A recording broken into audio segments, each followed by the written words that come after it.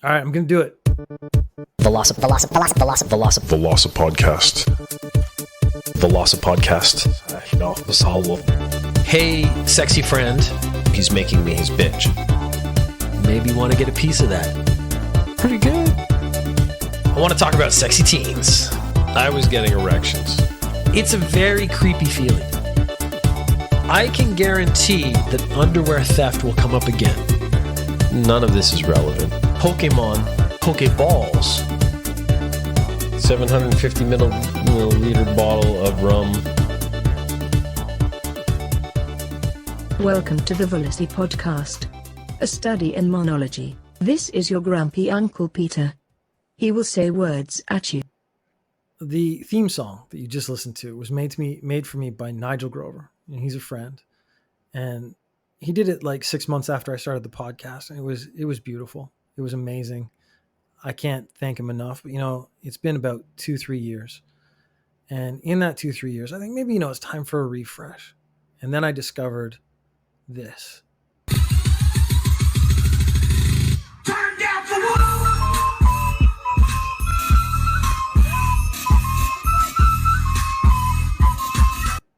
And I would like to apologize to Nigel because he didn't ask for anything from the song. He just made the song for me, and it was amazing. But I mean, there's a certain sincerity and quality that comes with this.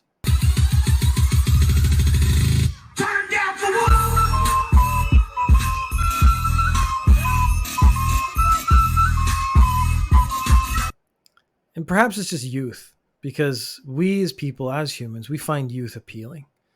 And just the youthful nature of those young people playing the shit out of Turned Down for What on recorders. I mean, you can't argue with that. That's just the way the world should be. So throughout the podcast, maybe from now on, that is going to be the song you hear. And that is what I want you to know is that thank you, Nigel, but you've been replaced by a bunch of really terrible 6-year-olds playing the recorder.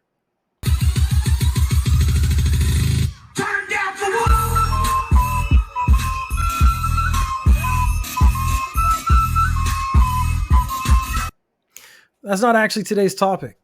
Like everything recently, today was completely thrown out of whack. My kids had another week off from school. It's not their fault. It's COVID. Any plan I had was out the window because got to, feed them and stuff. Apparently you have to feed your children more than once, which seems unreasonable. I kind of was like, I'm struggling to find something to talk about. I found a bunch of old stories and I wanted to just go through the story and try to decide, is it okay? Is what happens in these okay, and what is acceptable, what is not acceptable. Because we're talking about hobbies, and I live in Japan. In Japan, it is a mecca. It is the place for hobbies. People define themselves more by their hobbies here than I think anywhere else in the world. Like people will call themselves otaku. That's not just a light thing. There comes social stigma with the word otaku, and that is something to be aware of. When you get into any sort of relationship with someone who defines themselves by a term like otaku, then you have a whole other set of things because this is their lifestyle you're talking about now. The first story up is Otaku's cousin pays him $35,000 after their kid destroys his Gundam collection, which I think is a very interesting thing because this stuff is not cheap. So there are collectors. So this is just like any collector's thing. You have the common ones. It's almost just like stuff in video games. You have common, which is very cheap, easy to get. There are a million of them. And as it gets more and more rare, it gets more and more expensive. Gundam have done the same thing. They'll release, we're only going to release, I don't know the gun name of any Gundam thing. It is, I really should have made a list of Gundam names before I started this. But I'm thinking I only know like 5 Pokemon names, and that's what I'm going to call the Gundam by the end of it. So they have collector's items. The guys who are serious about it, they're actually trying to collect the rarest ones, and they want to keep those, and they make them, they build them. That's their life. This man He had a funeral going on next door. It was his grandmother's. And he locked his room where he had kept a massive, massive collection of Gundam models. And these take various amounts of hours to put together. Now, I've done it maybe twice with my son, and we did 6-hour ones. It took us about 8 hours or 9 hours. What actually happens is these guys get into like the 100-hour, 200-hour sort of details, and then they paint them and they want to make them as close to the anime as possible. Before leaving for the ceremony, the man locked the collectibles room, which included what appeared to be Gundam action figures, DVDs, and comic books. Upon returning home, he discovered that the room had been ransacked and his collectibles were spread across the floor. The child was reportedly able to unlock the room and decided to play with memorabilia. So that is actually a question of responsibility. Because if you have kids in a house and they see toys, they don't understand rarity. They don't understand like it's okay or not okay to play with certain toys. These are designed to be attractive to kids. I have a question about the child being able to unlock the room. So why was the child able to unlock the room? Was the child unsupervised? Because I'm thinking, yes, they were. And I think, yes, they were because probably everyone over next door thinking it was fine. We'll just leave the kid here for an hour. But the man had locked the door. Where is the responsibility here of the man and the child? So the damage done. All 38 figurines, 41 limited edition action figures, 9 sets of DVDs, 33 CDs, 45 comic books, and a computer were wrecked, according to Good Times. Now, this is funny because I'm not interested in figurines or any of the other collector stuff. I didn't actually go, oh, until it said computer. Computer is something that I care about, and it actually meant I was more sort of connected to the pain this felt. If a kid walked in and like smashed up my computer, I understand how I would feel. The man's cousin and her husband apologized for the destruction, but apologies were not enough to pay for the 3.14 million yen, which is more than $28,000 American, in damages. The man said some of the collectibles are not sold anymore, which is, again, sort of me is the main point of this. If it's rare and it's not sold anymore, it can't be replaced. What do you do then? So the total loss could be much higher because the value of something, maybe he spent 10,000 yen on something. Now it's worth 20, 30, 40, 50,000 yen. That can't be replaced. He showed his cousin the actual prices of his collectibles on Amazon. She agreed to pay a total of 4 million yen, $35,982. It's unknown when the case came to resolution, but a Twitter post puts the story happening as far back as 2013. The child was reprimanded and was not allowed to celebrate his birthday as punishment. I don't know if I actually think that's fair. And I don't know if I think that's fair because I don't know how old the kid is. Did the kid understand what they were doing? I wouldn't even say collectibles. I've had things and I made sure the kids understood they couldn't touch them, or I put them where the kids couldn't get them. Now, this guy did lock his door, but clearly not well. So there is the big question. Is the child responsible? Not celebrating your birthday is a bit much because if the kid's only 6, I don't think they understand really why they're not celebrating their birthday. There's also the question of punishing children after the fact. If they can't connect the punishment with the event, the consequences, then that punishment is ineffective. Just like when you punish a dog, something I've said many, many times is children and dogs are trained the same way. Now, my dog, Dave, is very well behaved. People have said my children are very well behaved. And that's because they get treated almost identically. I would actually say Dave gets more leeway because he doesn't understand what I'm saying. They have to understand consequences. It has to be connected. It has to be instantaneous for people to know, for kids to know what they've done is wrong. So that's maybe the first problem here is I don't know if the kid is wholly responsible. But then we get into the more interesting stories because the more interesting stories deal with adults. And adults do know what they're doing. So any fallout from that is actually their own fault. So this is, how far back is this? This is back when in 2018. So this is actually quite an old story. I remember hearing about it. It's not the most dramatic one. Of the morning of December 26th, Japanese Twitter user, and then it's a long string of random letters. And his wife got into an argument before he went to work. Now, the problem is, I actually read a couple of versions of this article. They never said what the article was really about. It seems to have been about money or the anime stuff. Apparently, there was a lot of simmering animosity, at least on his wife's side, at the point their conversation had ended, because when he returned home later that day, this is the scene that was waiting for him. And then she had overturned the shelves and display stands where he had kept his plastic models. Now, that was interesting because that actually shows how angry she was. She actually grabbed a shelf and pulled it over. So that's not just like an instant of anger, because you do one and then maybe you stop and realize what you've done. She's done multiple, because I actually saw the picture before it was the tweet was taken down. Oh, I should have actually read this first. Here's the quote. "I got into an argument with my wife this morning, and when I got home, she'd broken my model shelves. Lightning Saix, Blade Liger, Gun Sniper, Shadow Fox." I mean, I don't know if you get more Japanese names than these random English words stuck together. "Unicorn Gundam, farewell. This is so sad." Again, in half these words, I don't know if I'm saying Saix wrong or Saix, and Blade Liger or Liger. Welcome to Japanese names used in English. They just don't make any sense at all. A handful. So, of course, all these people are like, that was really unfair. It was wrong. And I kind of agree with that. But the question there is, she's an adult clearly with no self-control. And it's that lack of self-control is the first issue. Then we get to the last story I actually want to look at, which has way more details and stuff. Oh, there you go. I want that one. So the final example of this is a man demands divorce after his wife throws out his anime collection.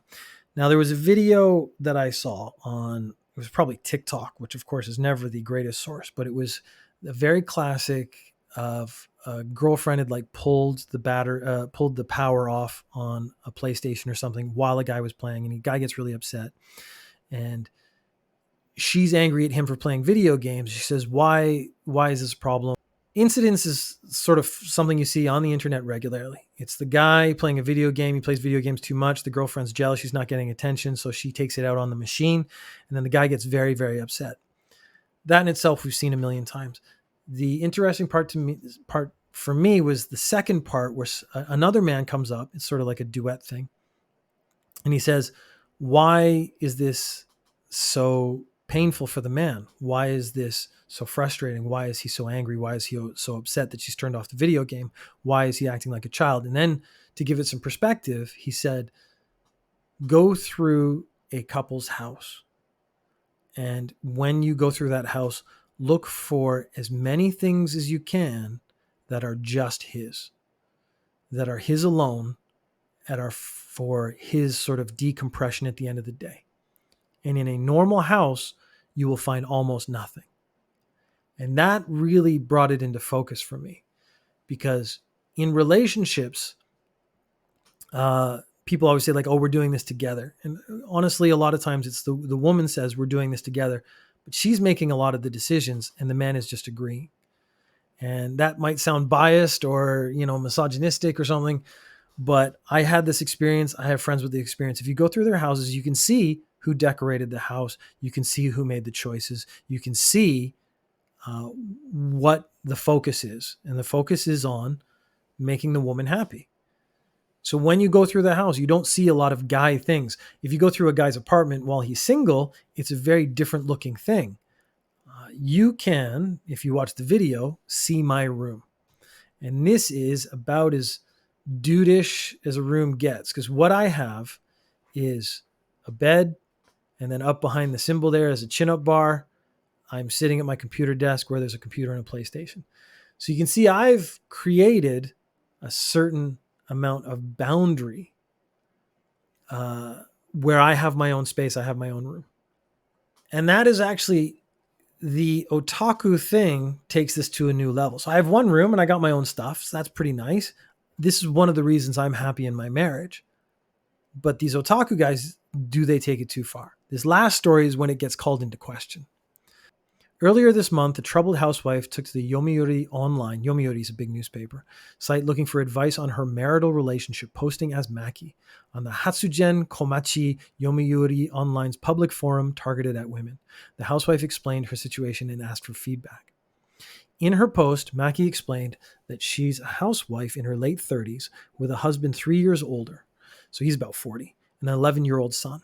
According to the story, her husband kept coming home with boxes of drink bottles. When she asked why, her husband explained that he was collecting them as part of the campaign the convenience store was having.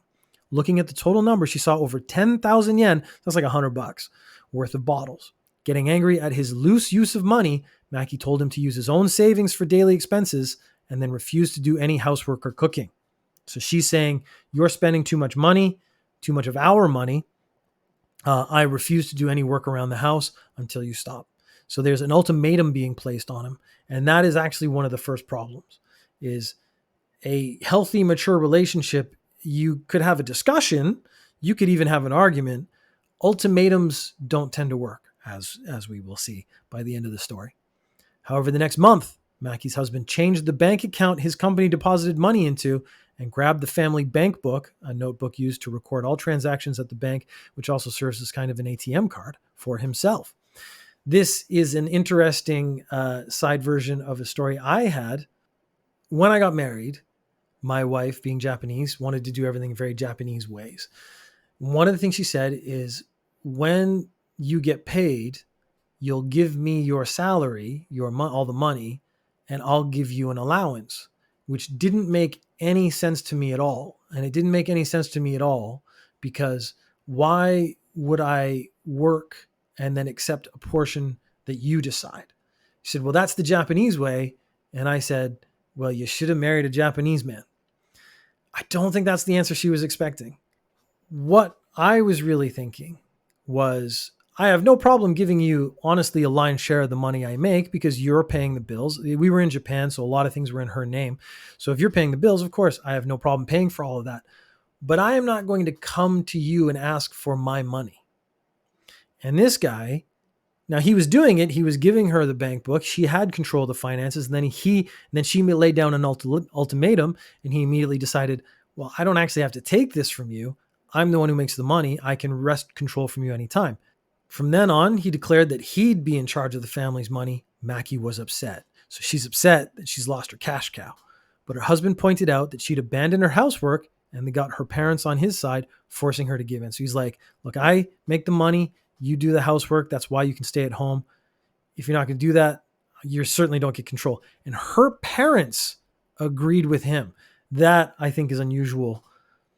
After putting up with the situation for a while, Maki finally decided that she had enough, and while her husband was out, tossed out all of his anime goods and Blu-rays. Upon discovering what his wife had done, the husband rushed to the garbage collection area to gather up his prized possessions. Now, before we go on from there, this is, again, she's basically taken a slightly different route, but tried to create an ultimatum. If she's angry about wasting money, throwing away a bunch of stuff you've already paid for is not a good use of money. Like, that's paid for, you should keep it and use it. He probably still gets use out of it. That, again, shows that she doesn't actually care about money. She only cares about what she cares about, which is her getting the money in this case and him not being a nerdy otaku. But the problem is that's what she married. So he goes out to the garbage to try to get his stuff back, only to discover that she'd done more than toss it all. It seems that Maki had expected this and cut everything up with scissors. So she is being malicious. Furious, Maki's husband locked himself in his room and refused to come out. So again, these are not two adults who discuss things. Here, Maki includes the comment, in commemoration of his graduating out of such a childish and embarrassing hobby, I'd prepared a grand meal for him, but no matter how many times I called him, I couldn't get him to leave his room. This is, to me, one of the weirdest points of thought I've ever seen. I have taken the thing that you clearly love more than anything else in the world. Sure, it's anime. It's not the thing I love most in the world, but that's irrelevant. It's the thing you love the most in the world. I've thrown it out with a strange expectation that you aren't going to do it at all anymore. She's calling it a graduation from his hobby. I wanted to celebrate that, and you wouldn't join me for this meal that I made. He didn't know you made a meal. He also didn't agree to any of this. And that actually seems to me the core issue here is she has expectations. She hasn't actually spoken to him about any of it. She hasn't realized that they haven't had an agreement this whole time. She's just trying to push him to do what she wants. And when he doesn't, she gets grumpy. He takes sort of a stance and she escalates. She thinks she's thrown out all this stuff he's done now, like he's just going to go out and buy more stuff. The next morning, her husband appeared and told her, "We're getting divorced. I want you to leave right away." He added that he would keep their son. Finally, Mackie ends her post saying, "I don't want to get divorced. The problem is his hobby. I don't see why I'm being chased out." Now, here's an interesting question. I don't want to get divorced is what she says. She doesn't say, I actually love my husband. I actually want to stay with him. She just says, I don't want to get divorced. That choice of language to me is very interesting because that choice of language actually says, I don't want to lose the situation I'm in. I just want him to change to make me happy. The problem is his hobby. But as I said a little earlier, definitively, his hobby is who he is. This is probably how he defines himself. And she knew that when she got married. So she isn't saying the problem is his hobby. The problem is he's not doing the things I want him to do. I don't see why I'm being chased out. Her final statement. She's being chased out because she keeps laying down ultimatums that he will not accept. And he knows she's not going to accept them. He knows she's not going to have sort of like a negotiation period. So it has to be A or B, and he's choosing B. Internet commentators did not have sympathy for Mackie. You went too far. There's nothing to be done but leave. You need to break up. Make your own money so you can live on your own. And that is an interesting statement. Because again, this is coming from Japanese people being translated into English. I have heard this before. I've heard women, young women in Japan say, I want to get married and just stay home. They don't actually say like, I want to have a good relationship or be happy. They just really don't want to work. And that is scary. I'm actually surprised this guy, because otakus, we actually have an image of them as being sort of relatively weak-willed. He just decided, no, I'm done. You're out. I feel so badly for your husband. Please just divorce him as he asked. Your husband is so pitiful. Please divorce him quickly. There's no way to look at this as as your fault. So we end up with the final question. Is this okay? Like how far can you go? Because there needs to be some expectations of change. So I will make adjustments for my wife. My wife will make adjustments for me. The core issue here isn't even actually about being nerdy or nerdy hobbies. It's that she had expectations of 100% change with nothing coming back. She said, you do what I want and nothing else. And this is a very Japanese problem. I'm sure it's a problem in other relationships in other countries and stuff, but it's a very, very Japanese one because they have one of the highest divorce rates for men in their 60s. Because what happens is the men work and work and work because Japan's famous for the work culture. Then they retire. They have no life outside of work, so they don't really know what to do. They stay home and annoy their wives and they get divorced. And a lot of women actually call their husbands garbage. Like they start saying stuff like that because they don't respect them. I would be interested in what other people think is acceptable. Like, so you're married, you're in a relationship, and your partner has a hobby or something you don't like. How much do you expect them to change? What do you expect from them? Because I had an interesting conversation. This was with a girlfriend back in university. I was doing judo 4 or 5 days a week, and I was going to the gym every morning. The interesting thing to me was that every time it came up, it was like, would you give up judo for her? So basically it's, do you love her more than you love this thing you do? And my answer was always judo was here first. And there is the other question of which is easier to replace? The amount of time and effort I've put into judo or a girl? which sounds very callous, but it is actually true because people are mutable and you can find other people to match what you feel or think.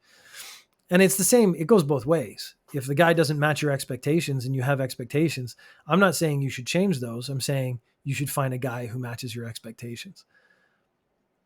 But these nerd situations, because there is a bias there inherently, it seems like they're treated unfairly. Like there's an expectation that they should quit playing video games or watching anime and stuff. One of the earliest conversations I had with my wife was about how many hours a day I play video games. And the thing is, I was playing video games usually while she was watching TV, and she would say, video games are pointless. I was like, it's far more interactive and stimulating than the Japanese television you watch. I'm going to end there, but it's an interesting question. I would like some feedback on how you feel. How much should someone change for their partner? It's something I actually would like to revisit after I get other people's opinions. So this might be one of the first 2-part Velosa podcasts. Velosa podcast. Velosa podcast. No, the hollow. Hey, sexy friend. He's making me his bitch. Maybe you want to get a piece of that. Pretty good. I want to talk about sexy teens. I was getting erections. It's a very creepy feeling. I can guarantee that underwear theft will come up. Thank you for listening. You can subscribe on iTunes, Google, Spotify, or anywhere you get podcasts. You can also watch on YouTube/Velosa Podcast or streaming on twitch.tv/chunkmcbeefchest. You can find Ninja News Japan on Facebook. Send questions or comments to speakpipe.com/velocipodcast for your first step to fame. Not the good kind, the fleeting pointless kind. Link in the description. Check out all the podcasts in the Velosa podcast family. See McB, Ninja News Japan and Daily Affirmations Weekly.